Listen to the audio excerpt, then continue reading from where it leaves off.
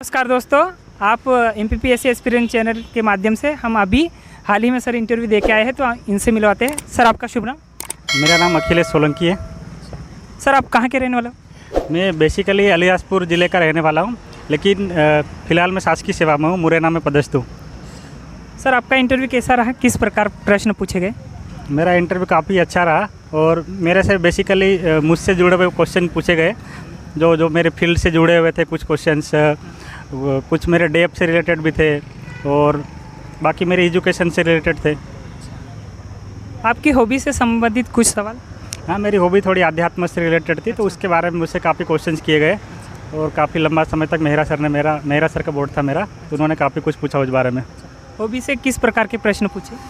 अच्छा, नॉर्मली पूछे वो, ये आपकी मेरी जैसे आत्मचिंतन हॉबी थी, तो बोले आत्मचिंतन क्या होता है आपके। इसके बाला थोड़ा और आगे निकल गए वो, अध्यात्म के बारे में, अध्यात्म क्या है, योग क्या है, योग निद्रा क्या है।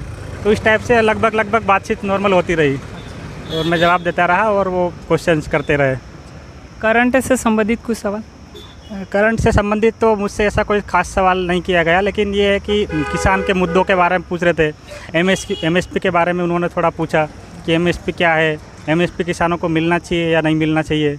इस टाइप से नॉर्मल क्वेश्चन हुए हैं। इसके अलावा कुछ और प्रश्न? इसके अलावा नॉर्मली मैं बताऊं तो सबसे पहले जब मैं गया तो मेहरा सर ने मुझसे नॉर्मली स्टार्टिंग करी, मुझसे मेरा इंट्रो वगैरह थोड़ा पूछा।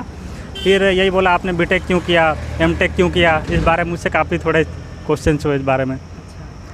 तो आपने किस प्रकार जवाब दिया इसमें यही बोला कि MTech क्यों करना चाहते हो, तो हमने यही बोला कि MTech करने का मेरा बेसिक पर्पस ये था कि मैं एग्रीकल्चर साइंटिस्ट बनना चाहता था। तो उसके लिए मैंने तैयारी भी करी थी, जो ARS का एग्ज़ाम होता है, एग्रीकल्चर रिसर्च सर्विस।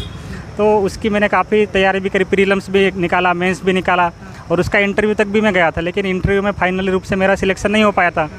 और उसके बाद जो है ICAR ने जो है नोटिफिकेशन निकाला कि जो है ARS के लिए PhD कंपलसरी है। अब उस वक्त मेरे पास PhD थी नहीं, तो मेरे लिए कोई ऑप्शन नहीं बचा था, या तो मैं PhD करूँ या तो फिर मैं कोई नया फील्ड सिलेक्ट करूँ। तो फिर उसके बाद मैंने जो PSC के बारे में सोचना चालू किया और मैंने डिप्टी कलेक्टर बनने का फाइनली ठाना और PSC की तैयारी चालू कर दी। और जो अभी इंटरव्यू देने आने वाले हैं बच्चे, उनको क्या कहना चाहोगे कि किस प्रकार तैयारी करें और मोटिवेशन किस प्रकार अपना सेल्फ मोटिवेशन निर्धारित करें? देखो, मेरा ऐसा मानना है कि इंटरव्यू की कोई ऐसी विशेष तैयारी नहीं होती है। जो आपका व्यक्तित्व होता है वही आपका इंटरव्यू होता है। आप जो भी हो वास्तव में आप हो, तो उसको जो है आप अपने शब्दों के रूप में आप वहाँ पे रिप्रेजेंट करो। वास्तव में आप जो सोचते हो वो जानते हो, तो उसके बारे में नॉर्मल तरीके से आप उनको जवाब दो। अगर आपको नहीं आता है तो कोई दिक्कत नहीं है, बिल्कुल कॉन्फिडेंस के साथ सॉरी बोल दीजिए। बाकी ऐसा नहीं है कि आपको सारे क्वेश्चंस के आंसर आना ही चाहिए, ऐसा कुछ नहीं है। अगर आपको जो भी आता है तो नॉर्मल बिल्कुल कूल माइंड से उनको बोलिए।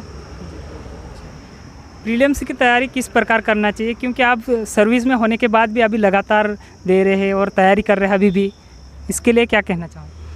को प्रीलिम्स की तैयारी का ऐसा है कि सबसे पहले तो उसके सिलेबस को थोड़ा समझना आवश्यक है और उसके बाद कोशिश करें कि जो सरल टॉपिक है तो उसको जो है विस्तृत रूप से उसको तैयारी कर रहे हैं सबसे पहले। क्योंकि आपके सरल टॉपिक जो भी आपको लगते हो, तो मतलब वो कमज़ोर आपके नहीं होना चाहिए। जैसे आपका MP हो गया, संविधान हो गया, जो भी आपको अच्छे लगते हो कुल मिला के।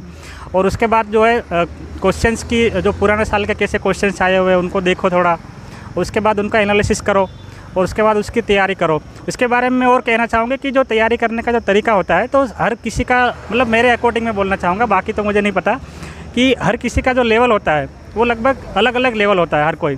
तो अपन ये बोले कि हर किसी के लिए सेम गाइडलाइन नहीं होती किसी भी चीज़ की तैयारी करने की, हर किसी का लेवल अलग अलग होता है। तो अपने लेवल को समझ के और उसके अकॉर्डिंग जो अपने स्ट्रेंथ जो क्षेत्र हो सकते हैं, जो विषय हो सकते हैं, तो उसको तैयार करना चाहिए। मुख्य परीक्षा में आंसर राइटिंग कैसे करना चाहिए, आपने किस प्रकार किया है ऐसा कुछ? तो आंसर राइटिंग का ऐसा है कि मैंने मैं जॉब में था तो मुझे ज़्यादा समय मिल नहीं पाया था, तो मैंने कोई आंसर राइटिंग उतनी विशेष रूप से नहीं की। हालांकि मुझे जब भी मौका मिलता था तो ऑनलाइन में कभी कभार थोड़ी बहुत मैंने की है, बाकी विशेष रूप से मैंने आंसर राइटिंग नहीं की।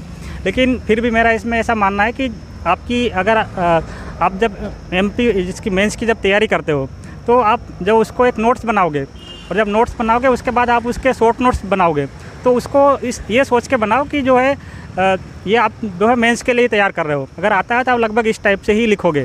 क्योंकि मैंने मतलब पर्सनल रूप से ही किया था क्योंकि मुझे पता था कि मुझे आंसर राइटिंग करने का समय मिलेगा नहीं, तो इसलिए मैंने जो है जो मुझे आता था, जो भी पहले तो मैंने पूरा सिलेबस पढ़ा, सिलेबस के नोट्स बनाए, नोट्स बनाने के बाद एक शॉर्ट नोट्स भी बनाए। तो उसमें मैंने यही सोच के बनाया कि अगर आएगा जो भी आएगा तो इससे रिलेटेड लिखूँगा मैं। और एग्ज़ाम में जो है पेपर पूरा होना चाहिए समय पे। थैंक यू सर, आपसे बात करके बहुत अच्छा लगा। ओके, बहुत बहुत धन्यवाद, मुझे भी अच्छा लगा। और सबसे यही मतलब आशा है कि जो भी लोग इनसे इंटरव्यू को देखें तो अच्छे से तैयार करें और बिल्कुल अपनी स्ट्रेंथ के अनुसार तैयार करें, ज़्यादा टेंशन लेने की ज़रूरत नहीं, और इंटरव्यू जो है बिल्कुल कूल माइंड से करें। धन्यवाद।